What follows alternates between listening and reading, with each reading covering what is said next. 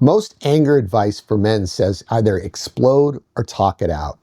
Neither one works because the real solution to anger isn't venting, it's disciplined release. Exercise, forgiveness, prayer.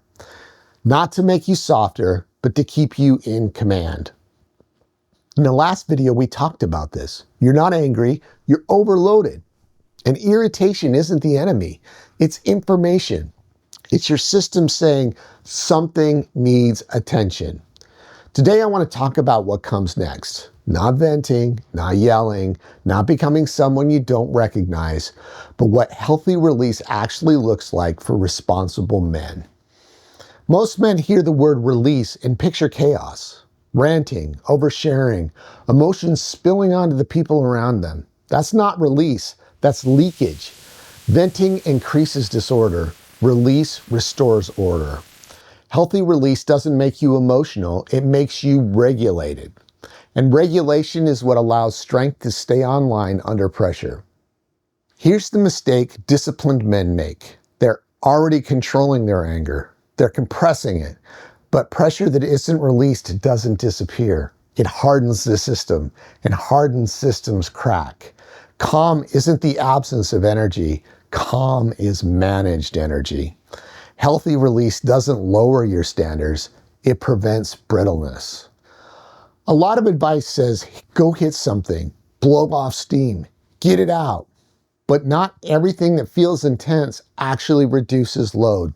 Some things just stimulate the system more. Anger doesn't want explosion. It wants resolution. And resolution requires intention. This shows up most in men who carry weight, men who lead, men who provide, or men who feel responsible for outcomes. If you carry responsibility, you owe the system recovery, not for comfort, not for competence.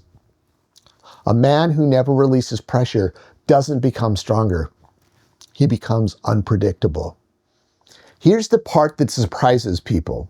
Healthy release usually looks boring. No drama, no spectacle, no emotional performance. Just discipline applied inward. 3 of the most effective forms look like this. 1, exercise. Not as punishment, not as escape, and not as rage dumping. Exercise works because it gives your nervous system a legitimate exit ramp for stored pressure, but only when it's intentional. Mindless intensity can spike anger. Controlled lifting, long walks without input, hard, finite work that ends cleanly. Exercise doesn't get anger out. It gives your system somewhere safe to set it down. 2, forgiveness. Most men hate this word because it's been explained badly. Forgiveness is not saying it was okay. It's not about becoming passive, and it's not letting someone off the hook. Forgiveness is removing unresolved emotional debt from your system. When you don't forgive, you don't punish them, you carry the weight every day. Forgiveness isn't reconciliation, it's internal release. And that it restores margin that you didn't realize was missing. 3, prayer.